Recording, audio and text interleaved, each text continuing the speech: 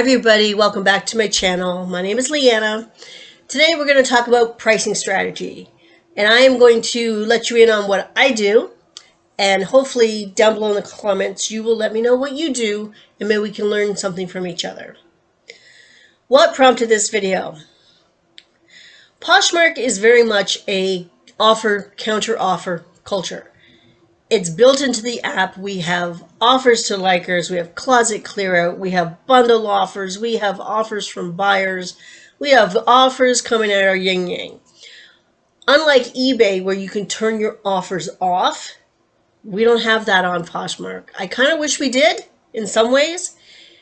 I also wish that we had the ability to put a minimal offer on our listings like eBay does, because that would just, for a lot of people, that would get rid of lowball offers, and I think it would make us actually earn more money. However, I digress, as usual. Pricing strategies. When I look at pricing an item, I take into consideration three things: the cost of goods, the listing prices of what's available, and the sold comparables. That's what I take into consideration. First off, and probably one of the most important things, is what does that item cost you?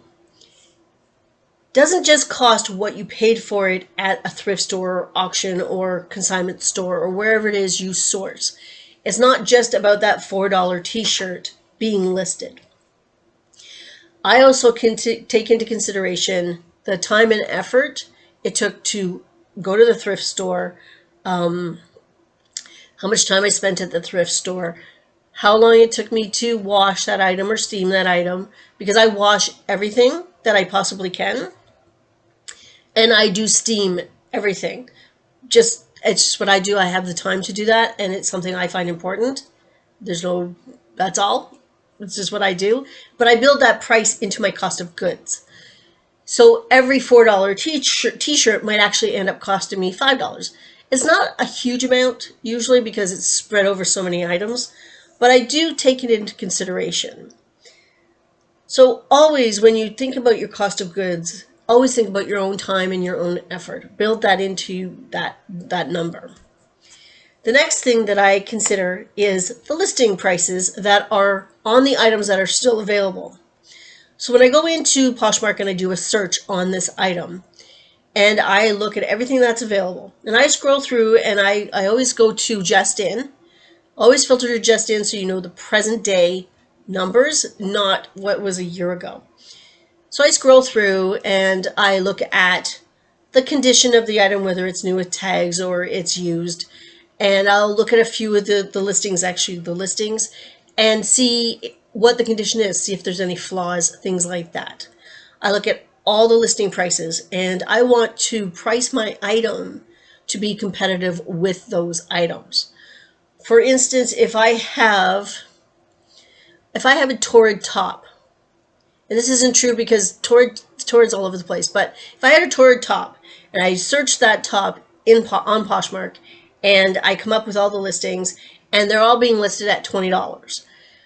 However, my item is new with tags, and there's no new with tags items available on this particular top. Then that listing price means very little to me because my item is different. It's different enough that I can price higher, and people aren't going to be going, why are you wanting $40 for that top when anybody else wants $20 and yours is the same? So keep in mind what your condition of your item is and price competitively compared to what's available. If, like in the situation of a torrid top, there is many tops available, and yours is the same top as everybody else, and you want to price competitively still, you can price it still in the same range depending on your cost of goods, and just take a lower price if you send out offers. I personally might price still a little bit higher to accommodate the offer situation that we have. The last thing I look at is sold comparables. And those I always filter again by just in, because you want what's happening now, not what's happened a year ago, because we all know prices change, trends change, the demand for items change. Sold comparables on Poshmark are fabulous in some ways because they're so easy to get to.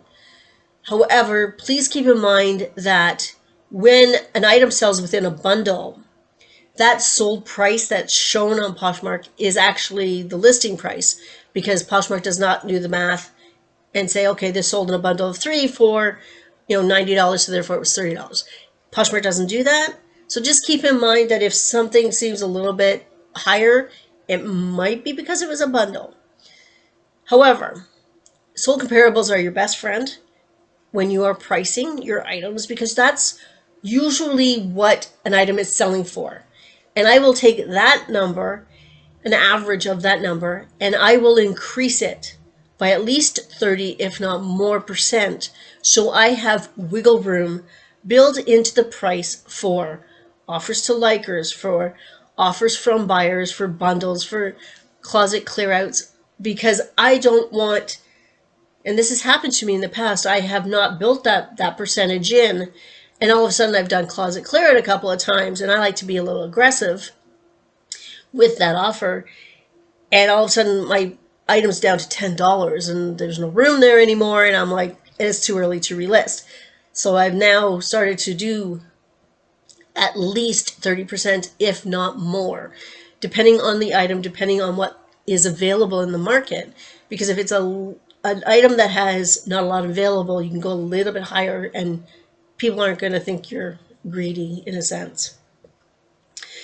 So because Poshmark is an offer counter offer culture, and it truly is, always leave wiggle room for price reductions, for offers. It is something that will help you in your business, and you won't be like me and end up with items that are $10 and you don't know what to do with them. So that's it for today. It's a very quick video. This is what I do. It seems to be working for me. What do you do? Because I would love to learn. I have been on the app since the beginning here in Canada, and I still learn new things. I still switch up my business so I can, scale it up a little bit more. And I think if you can share tips, I think that'd be great. And people in the comments can learn more. That'd be great. The community here on Poshmark is really good, actually. I do like the community. I am not all that much all over social media because I honestly don't know what to say half the time on social media, but I try. Yeah, so that's it for today.